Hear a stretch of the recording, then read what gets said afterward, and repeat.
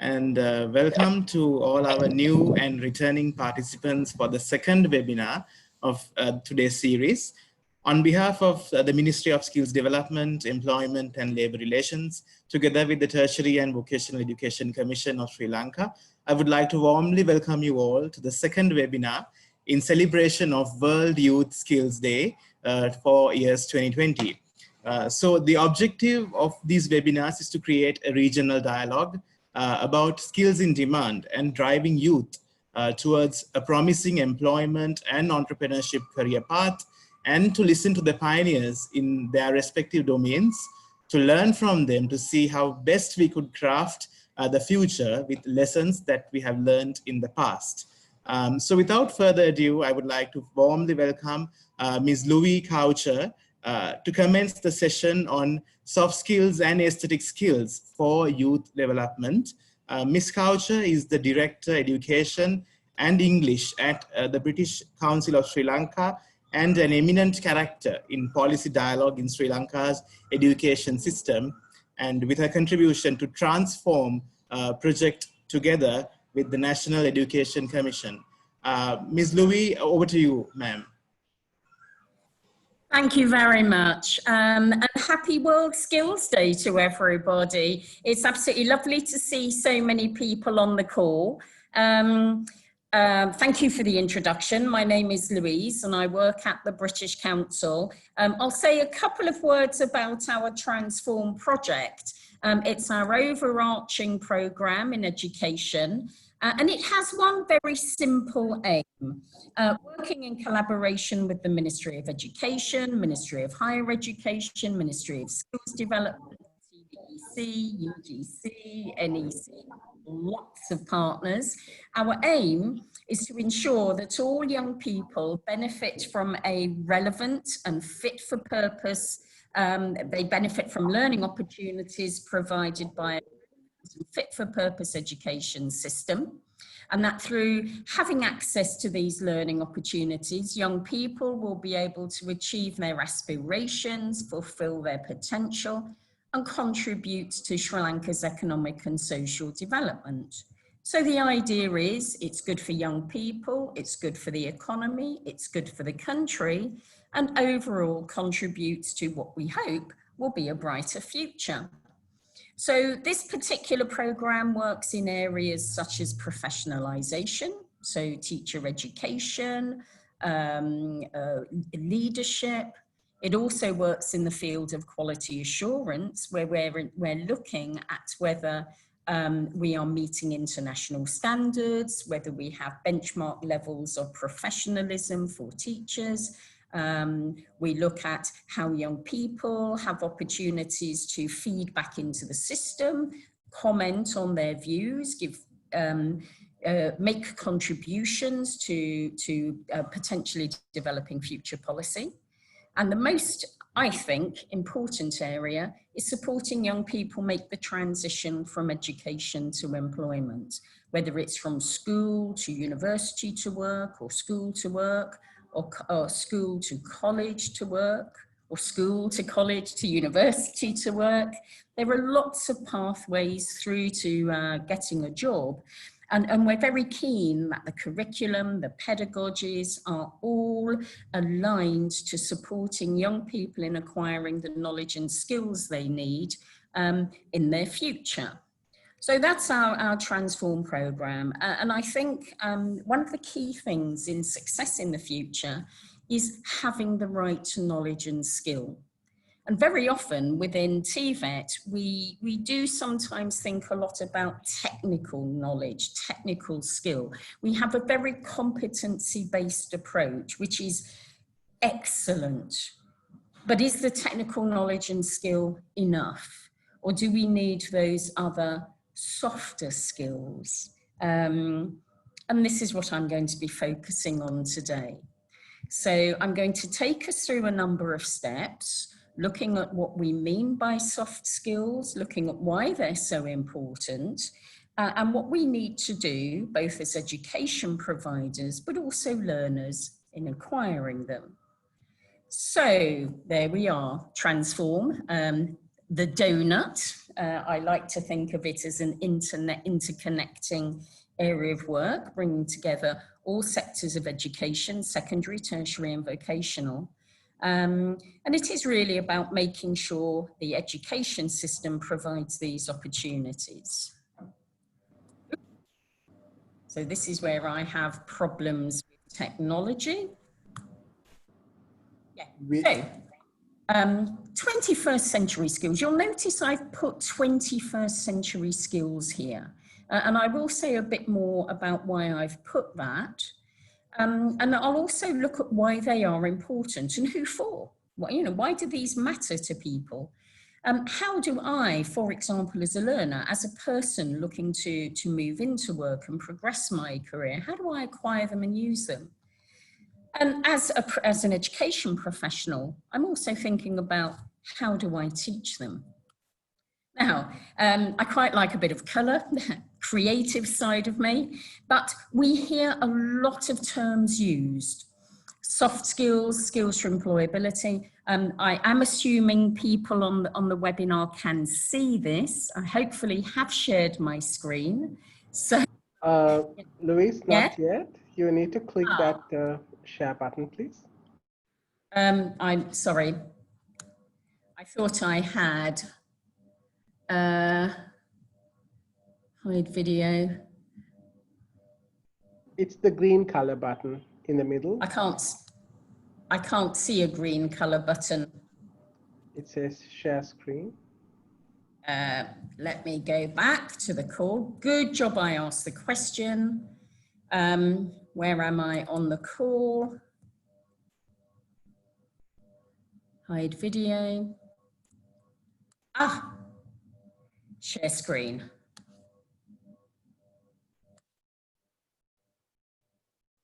Is it visible now? Yes, you can run the presentation. Thank you. Thank you. From beginning. There you go. So is it visible now? Yeah, I am screen sharing. So lots of colours, lots of terms, lots of words. We hear them referred to in different ways. Soft skills, key skills, a personal favourite, transferable skills, skills for employability. But I think overall, an easy way to think about these is as 21st century skills. And it brings together quite a complex areas of skill sets. So from now on, although we're talking about soft skills, aesthetic skills, I'm going to use the shorthand of 21st century skills, which brings all of them together. So when I say 21st century skills, what am I thinking about here? Cognitive, interpersonal, communication, but also we add in those very practical skills such as IT, numeracy and literacy. And it's the first three, cognitive, interpersonal and communication, that we tend to think of as the soft aesthetic skills. Now, I'm going to go through each of those and just highlight some of the key features. So when we talk about cognitive skills, what are we actually thinking about here? You can see some of the items I've listed. The word thinking comes up quite a lot, thinking critically, analysis by thinking critically and using analytical thinking. We can do problem solving. We can look into the future, do some scenario planning. And I do think linked to this is creativity and innovation, looking at the same problem a different way, thinking about the future. What might it look like? How can we address it? How can we do things in a different way? And I think key to doing this is the ability to look at new situations and link them to things we know.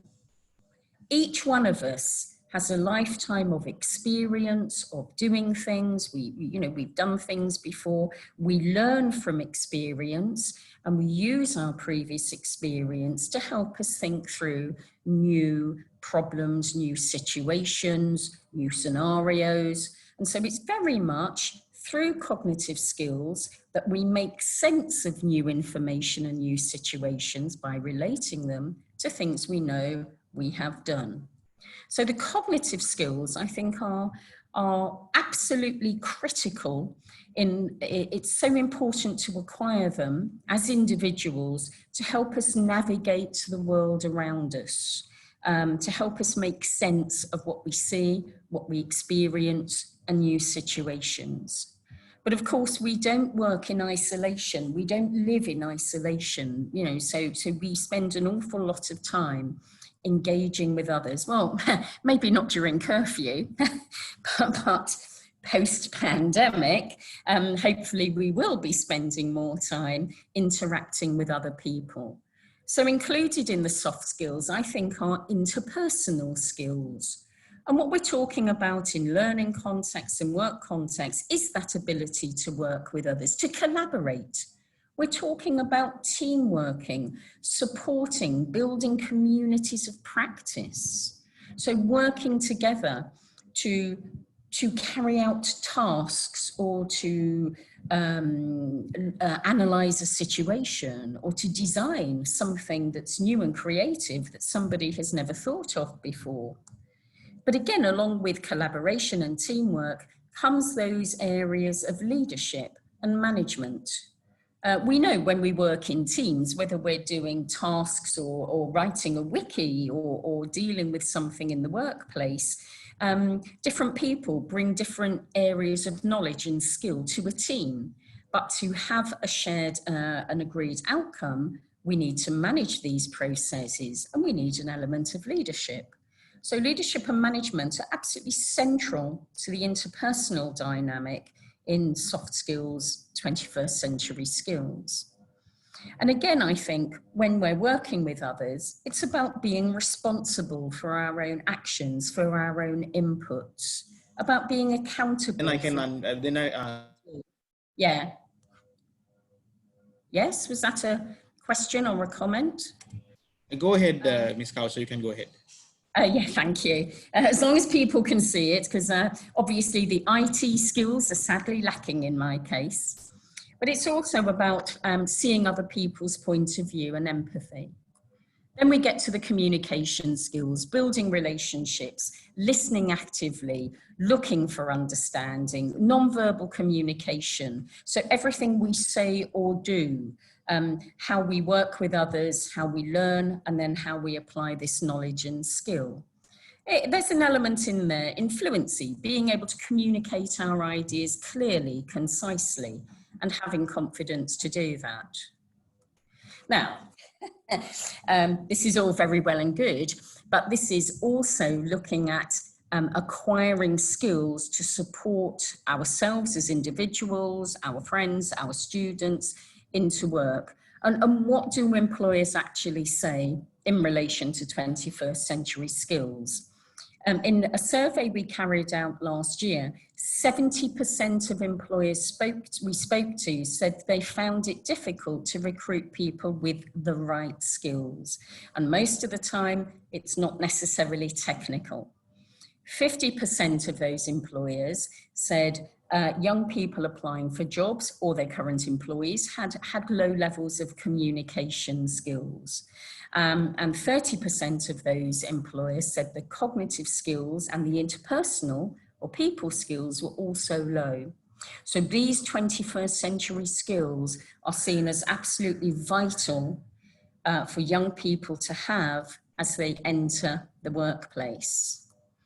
And this is why these skills are important for employers. These are all comments that the employers we surveyed made.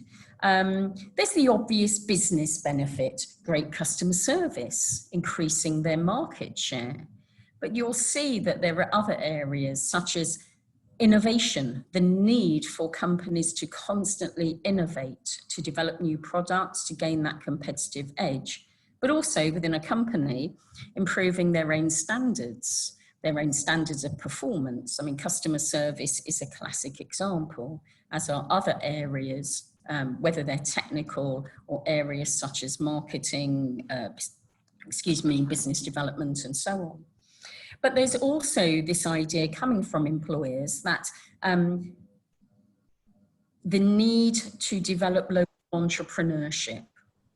So it's not just the within the company requirements, but employers see that these 21st century skills, soft skills, are vital to energize the economy. And what happens if their workforce don't have the skills?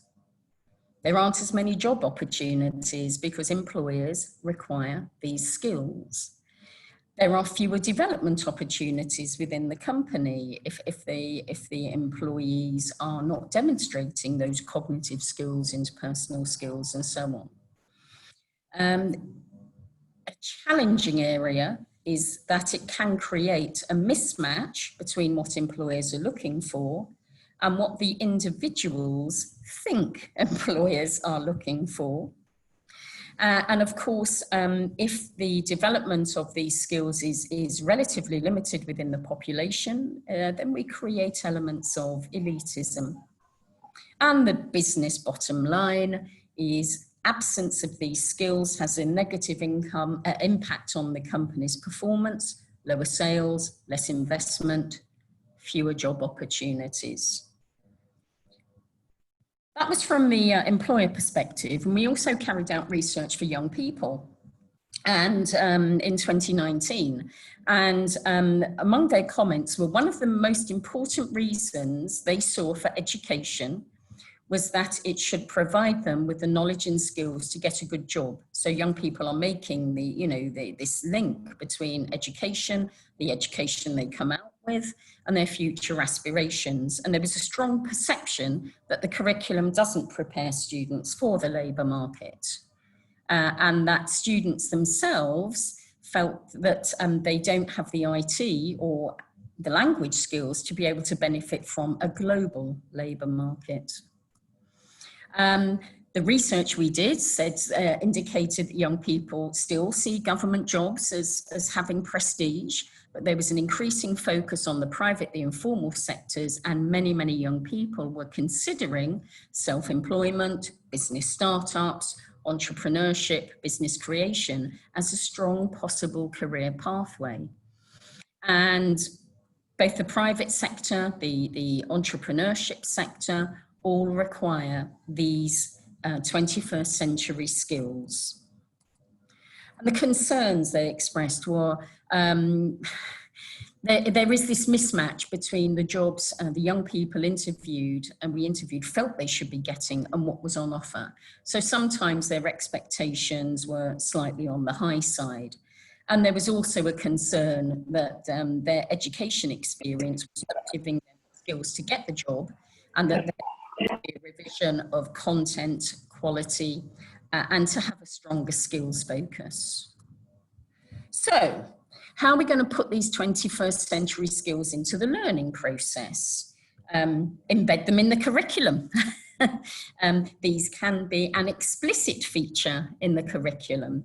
They can be short programs which strongly develop leadership skills or focus on team working. So they can be an integral part of the curriculum.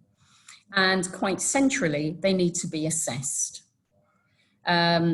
It's one of those things where if it's not tested, it's often not taught. And the classic case is for English language, because speaking and listening isn't tested in the school leaving examination, it's not included. It's not an area of focus in the teaching. Hence this comment from many employers that in addition to broader communication skills, very often English language skills are at a low level. A competency-based approach, such as we see in TVET, but can equally see in higher education or secondary, focuses not just on knowledge, but application of knowledge, skills and competence. And when we look at how competences are developed, it isn't just technical knowledge, but it does include the cognitive, the thinking skills, the creativity.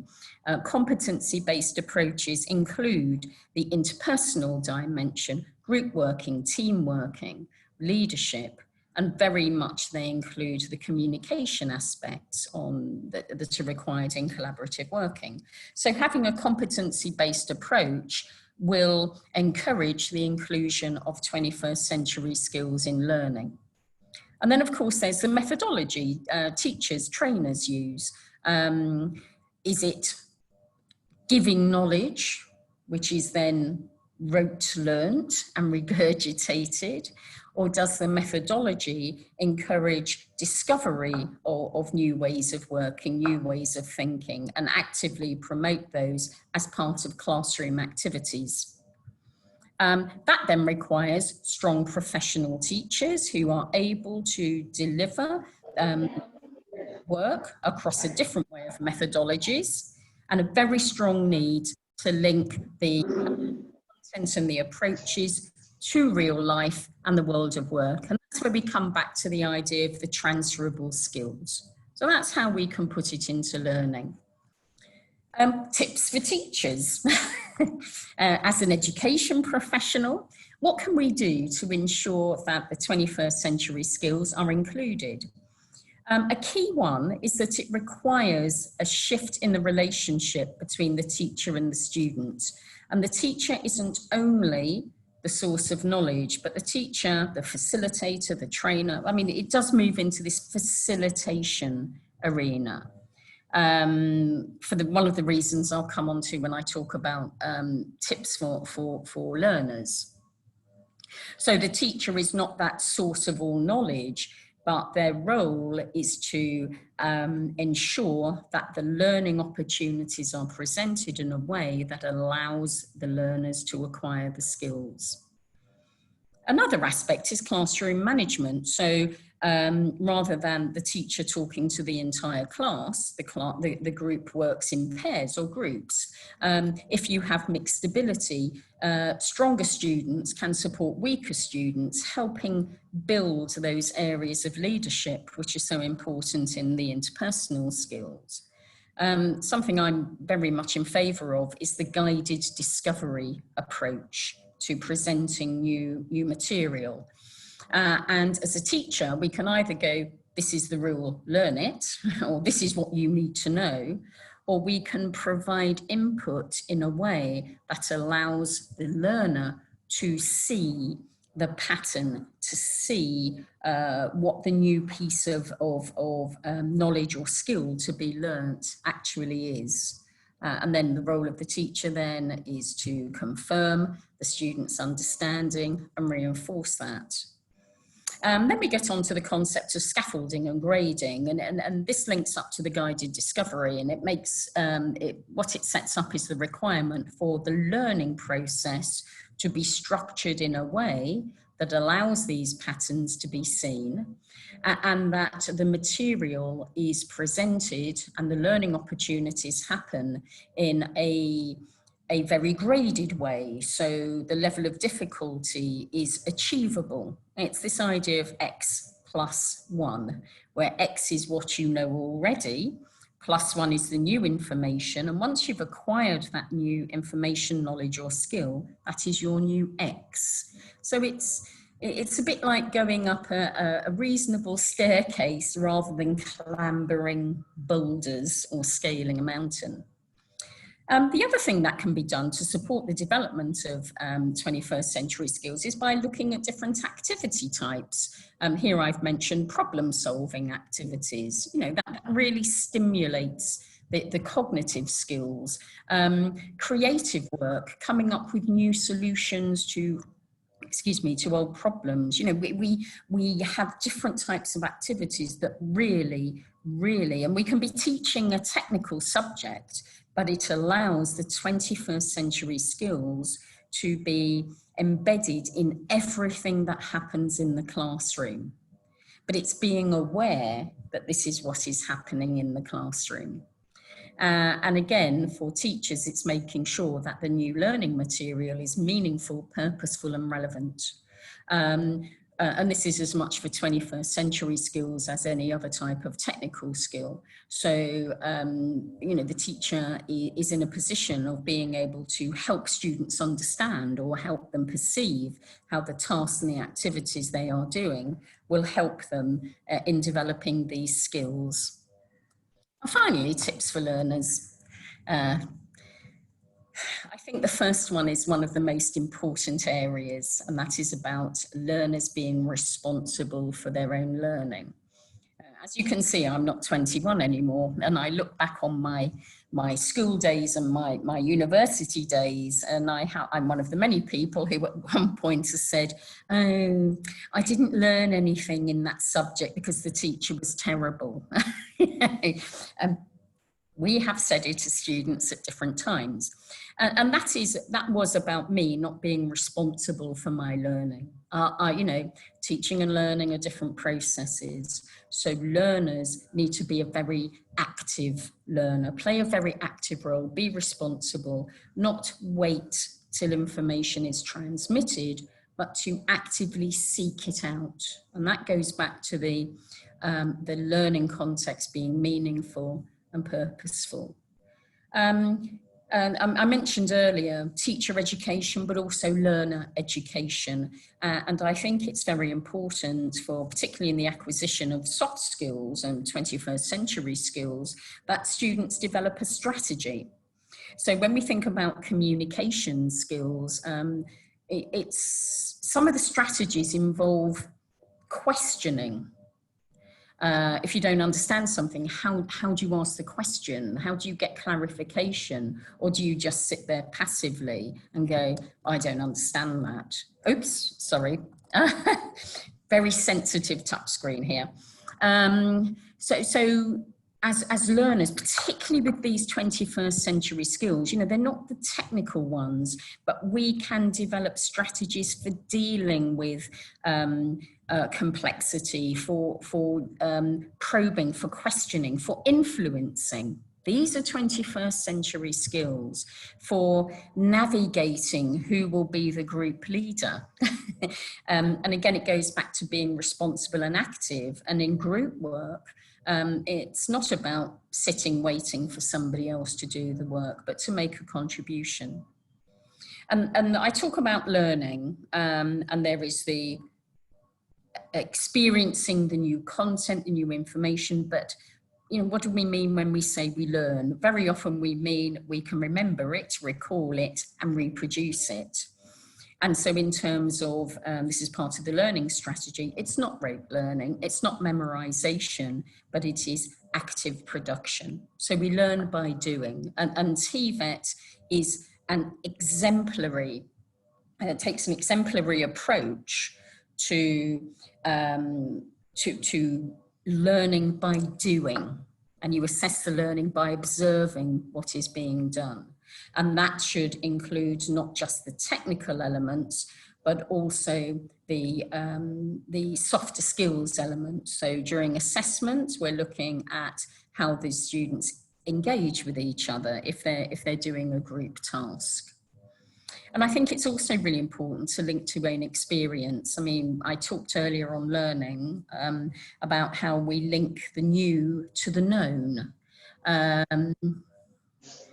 You know, if we travel, we go to somewhere new. I mean, we could go to Beijing, or maybe not tomorrow, but if we went to Beijing, Beijing has a bus network. And one way you could say, well, I can't take a bus in Beijing because I've never been to Beijing before. Or you could say, okay, of course I can cope because I'm used to taking buses in Sri Lanka. So it's new to what we already know.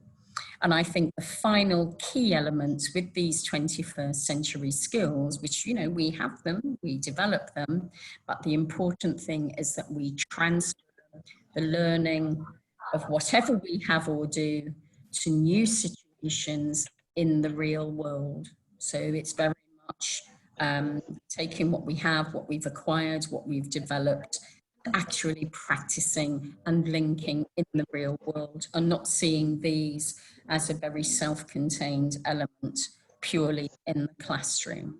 So that's what I would like to end with. These are the main points. It's about responsibility, being active. It's about doing things, not just sort of memorization. Acknowledging that we have a wealth of experience irrespective of our age, but that the key thing is transferring all learning to new situations in the real world. So I think that is just coming up to 11:30.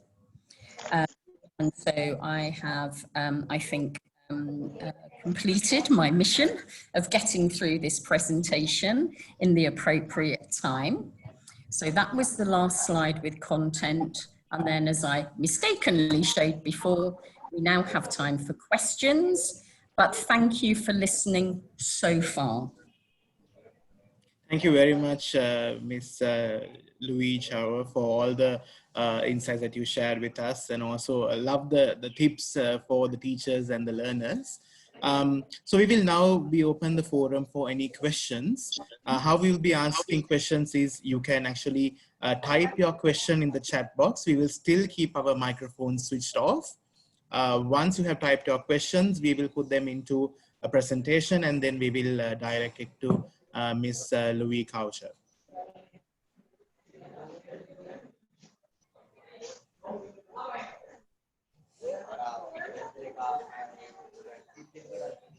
Okay, we have the first question for today.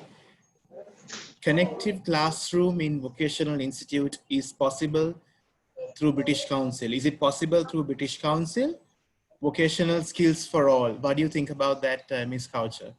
Well, I completely support vocational skills for all, absolutely. The work of the British Council, as I said earlier, I mean, what we do is much more at the policy level and the systems level.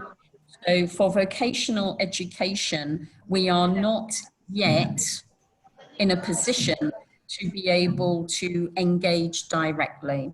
But I think I think the British Council, with you know, some of our approaches and our research, can make a significant contribution to ensure that provision is relevant and fit.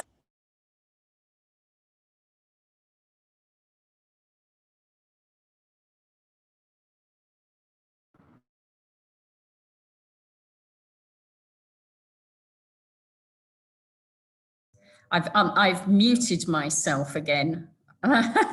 So I was probably talking to myself for the last 30 seconds. We don't work directly in the delivery of TVET, but we work primarily in terms of policy and systems. So I hope that at the British Council, we can make a strong contribution to ensuring that the TVET system in Sri Lanka is robust, it is internationally benchmarked, and provides a solid experience for learners that will help them get employment. I hope that answered the question a bit.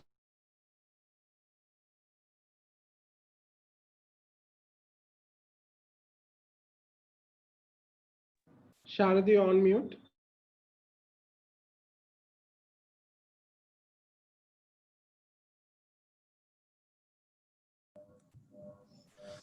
Sorry, Sharada, if you're Yes, Krishna. Sorry, I was muted.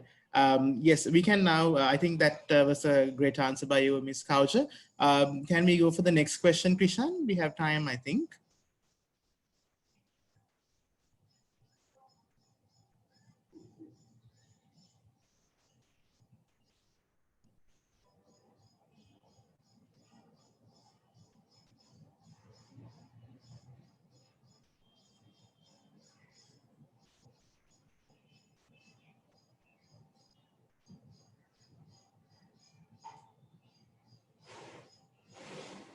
Yes, so the next question is, need to know how to improve our soft skills on the long term as well as in the short term. If you can give some hints and tips to our participants, it would be great, Ms. Coucher. Yeah, I mean, I think, again, it's a very good question, because what I'm hearing is that the person who asked the question sees soft skills, 21st century skills, as lifelong skill. Very good question. Obviously, what I've talked about is acquiring these skills within a more formal learning experience. But to be honest, when you think about it, you are utilizing soft skills in your daily lives. And so it is that transfer. And so anybody who has been planning a weekend away with a group of friends has been doing problem solving and has been sort of, you know, there's often a group leader. So I think it's sometimes just an increased awareness of what we do every day. And then through the formal learning of soft skills, through the formal education system, through embedding it in the curriculum or the methodology, it is about increasing that awareness of what it is and what we do. And then it goes back to transfer. And so when we know, you know, when we have these problem solving skills, we apply them outside of the formal education system or the work environment. So I can't actually give you a specific answer, but I think the question you asked is excellent because it demonstrates that you are aware, you know, we are aware that this is lifelong skills. So I think at the beginning, we're aware of what we're doing and we deliberately apply some of these approaches, and then it becomes how we do things, how we think, how we work with others, how we survive, really. I hope that gives you a little bit of an answer.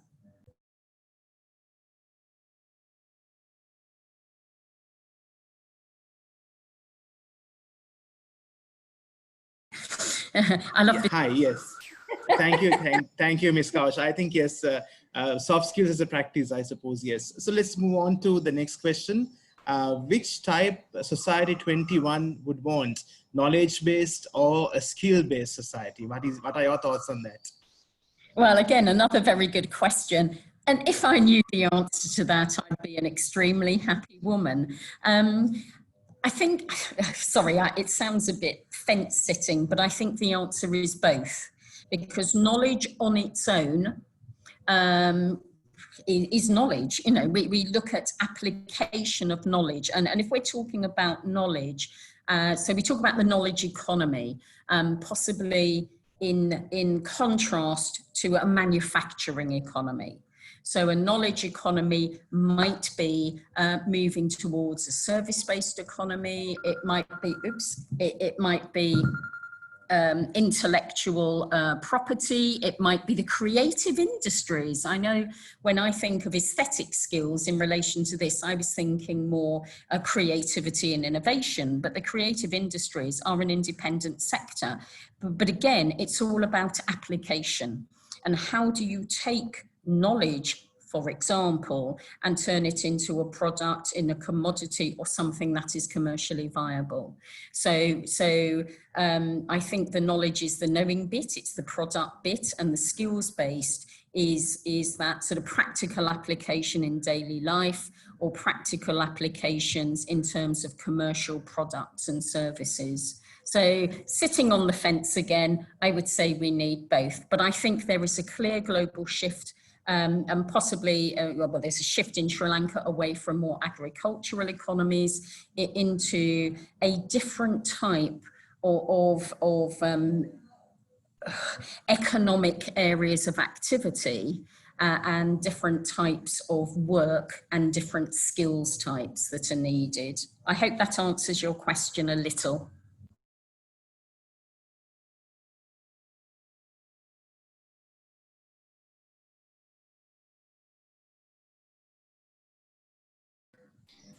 Thank you, Ms. Kaucha.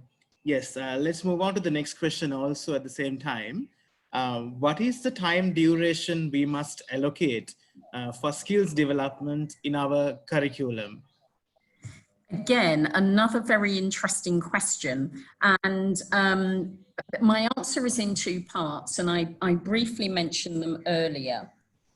I fundamentally believe, you know, my background is education. I'm basically, I focus on pedagogy.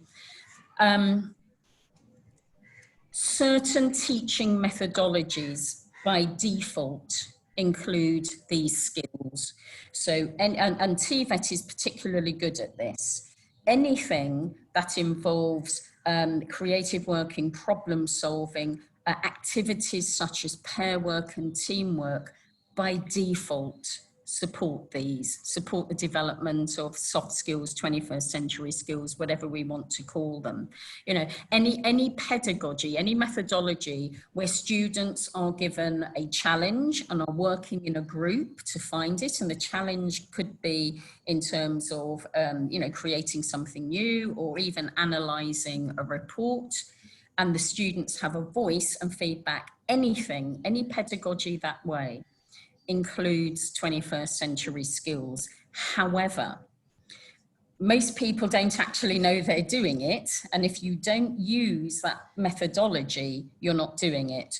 So if you're using in your teaching more traditional methods of teacher talk, you know, presentation of information, rote learning of information, then I would suggest building in elements in the curriculum, say critical thinking.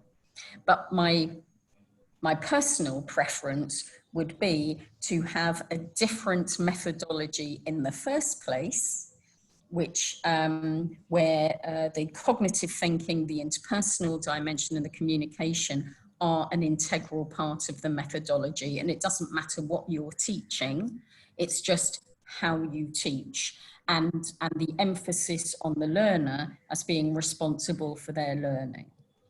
So I couldn't give you anything saying, oh, there should be 100 hours or whatever, because ultimately it depends on which methodology you use in the first place. And this is why TVET is so excellent, because while there is theoretical inputs, there is a strong emphasis on practical applications. So I hope that answered your question a bit.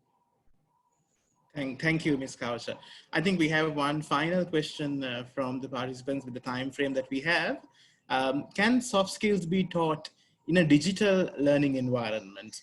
The COVID-19 pandemic have limited the teaching of soft skills in a classroom. What are your thoughts on that? I don't actually think they do limit it. I mean, I've done a lot of academic study. Some of it, you know, the first sort of 6-7 years were in higher education, were full-time. But over the years, I've also, because I'm interested, I've studied remotely with the Open University in the UK. And it goes back to the methodology, and whether you're online, you can still, I think back to those experiences. We used to do wikis, group wikis, group projects, group challenges. And that requires a similar methodology to the one I talked about, but with online delivery. I actually think it is absolutely possible to foster and develop soft skills, 21st century skills, through online delivery. It goes back to that basic methodology. Oh, but that's my personal view. I have a view of all of us, including myself, as a learner. I believe in lifelong learning, and I think intrinsically we are very creative individuals. I think we all make sense of the world by relating new things to what we already know. I think we actively do things for a purpose. We learn for a purpose. I think we look for things to be meaningful. I think we look for things to be relevant to our own life and our own aspirations. And that triggers a particular approach to education. And whether it is face-to-face online, now obviously, you know, whether you have face-to-face, if you have online where you're listening to a pre-recorded lecture and then you make notes, that's no different to a teacher standing at the front of a classroom and giving a lecture. But if your online delivery is interactive, then I feel it's just as possible to deliver and develop these skills as it is with any other context. I hope that is a hopeful note to end on, because this online delivery may be going on for quite a long time. Sure. Thank you, Ms. Kaushal. I think the COVID-19 pandemic has more or less compelled all of us to shift towards online education. So with this, I would like to thank Ms. Kaushal for her valuable time and all the distinguished participants for the second session. We are starting our next session at 2 p.m. Sri Lanka time, IST. If you have already registered, yes, you can simply follow the instructions, or if you still have registered, the registration link is still open, you can do so. The next session will be by Ms. Simrin Singh, the country director of ILO Sri Lanka, and where she'll be talking about be the first youth job opportunities after the COVID-19 pandemic. So thank you very much, and stay connected, stay safe. It's World Youth Skills Day 2020. Thank you, Ms. Kaushal, and thank you all the participants. Thank you very much, everyone. Bye. Bye-bye.